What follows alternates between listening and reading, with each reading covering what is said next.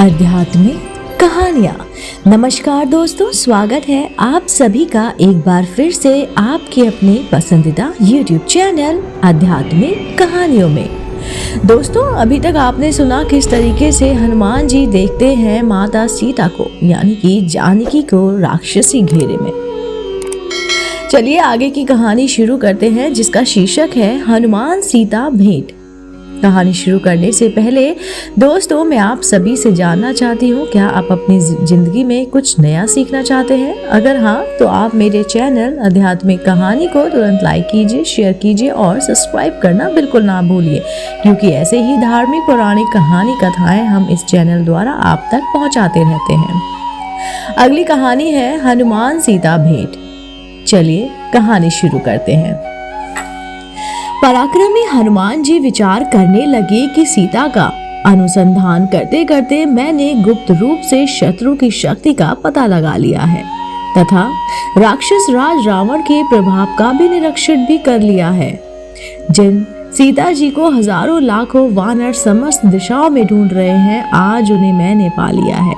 यह शोक के कारण व्याकुल हो रही हैं, अंत इन्हें सांत्वना देना उचित है, परंतु राक्षसियों की उपस्थिति में इनसे बात करना मेरे लिए ठीक नहीं होगा। अब मेरे समक्ष समस्या ये है कि मैं अपने इस कार्य को कैसे संपन्न करूं। यदि रात्रि के व्यतीत होते होते मैंने सीता जी का सांत्वना नहीं दिया तो निसंदेह ये सर्वदा अपने जीवन का परित्याग कर देगी। यदि किसी कारणवश मैं सीता से ना मिल सका तो मेरा सारा प्रयत्न निष्फल हो जाएगा।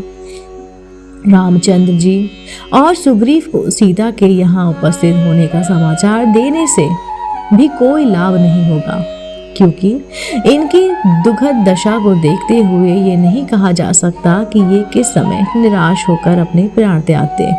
इसलिए उचित यही होगा कि मैं सीता जी, जिनका चित्त अपने स्वामी में ही लगा हुआ है, को श्री राम के गुण गा गा कर सुनाऊं, जिससे उन्हें मुझ पर विश्वास हो जाए। इस प्रकार भली भांति विचार करके हनुमान मंद मंद मृदु स्वर में बोलने लगे।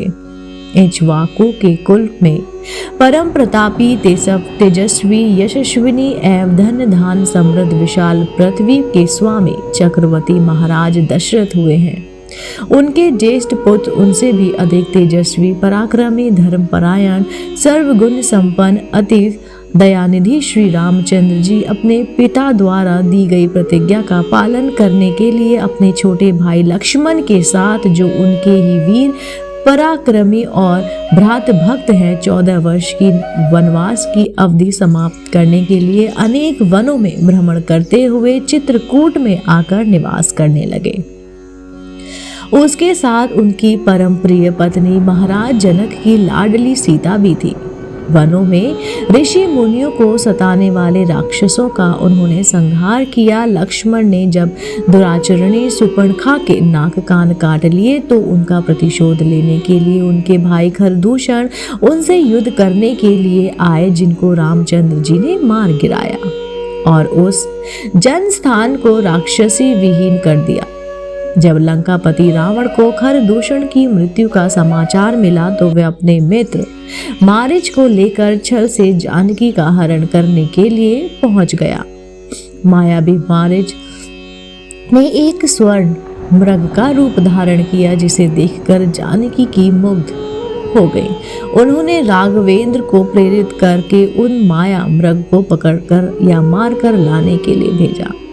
दुष्ट मारीच ने मरते मरते राम के स्वर में ही हाय सीते हाय लक्ष्मण कहा था। जानकी जी भ्रम में पड़ गई और लक्ष्मण को राम की सुधि लेने के लिए भेजा।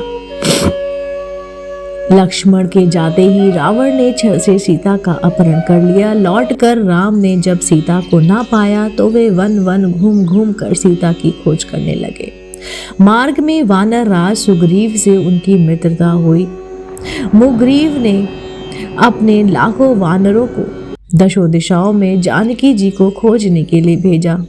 मुझे भी आपको खोजने का काम सौंपा गया है।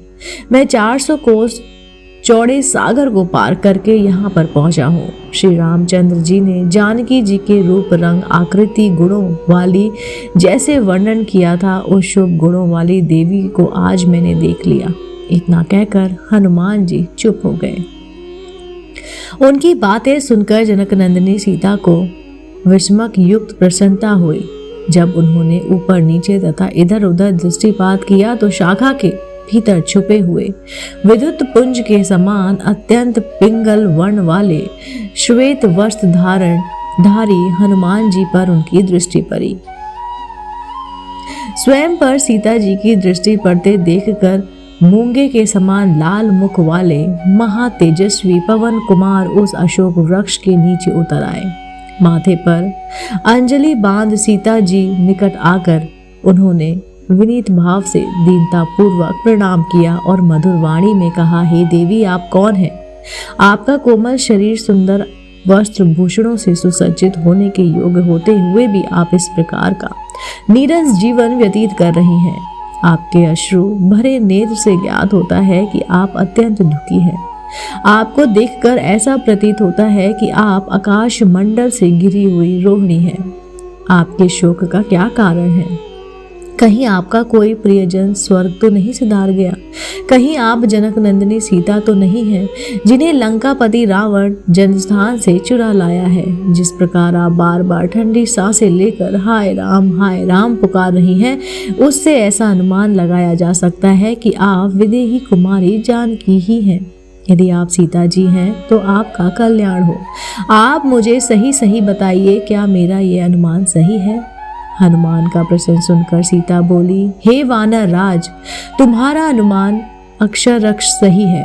मैं जनकपुरी के महाराज जनक की पुत्री, अयोध्या के चक्रवर्ती महाराज दशरथ की पुत्र वधु तथा परम तेजस्वी धर्मात्मा श्री रामचंद्र जी की पत्नी हूँ। जब श्री रामचंद्र जी अपने पिता की आज्ञा से वन में निवास करने के लिए आए तो मैं भी उनके साथ वन में आ गई थी। वन से ही ये दुष्ट पापी रावण छल पूर्वक मेरा अपहरण करके मुझे यहाँ पर लेकर आया है। वह मुझे निरंतर यातनाएं दे रहा है। आज भी वह मुझे 2 मास की अवधि देकर गया है। यदि 2 मास के अंदर मेरे स्वामी ने मेरा उद्धार नहीं किया तो मैं अवश्य प्राण त्याग दूंगी। यही मेरे शोक का कारण है। अब तुम मुझे कुछ अपने विषय में बताओ।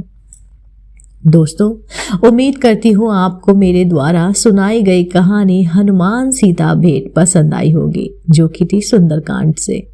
दोस्तों, अगर आप ऐसी ही धार्मिक पौराणिक कहानी कथाएं सुनना पसंद करते हैं तो आप मेरे चैनल आध्यात्मिक कहानी को तुरंत लाइक कीजिए, शेयर कीजिए और सब्सक्राइब करना बिल्कुल ना भूलिए।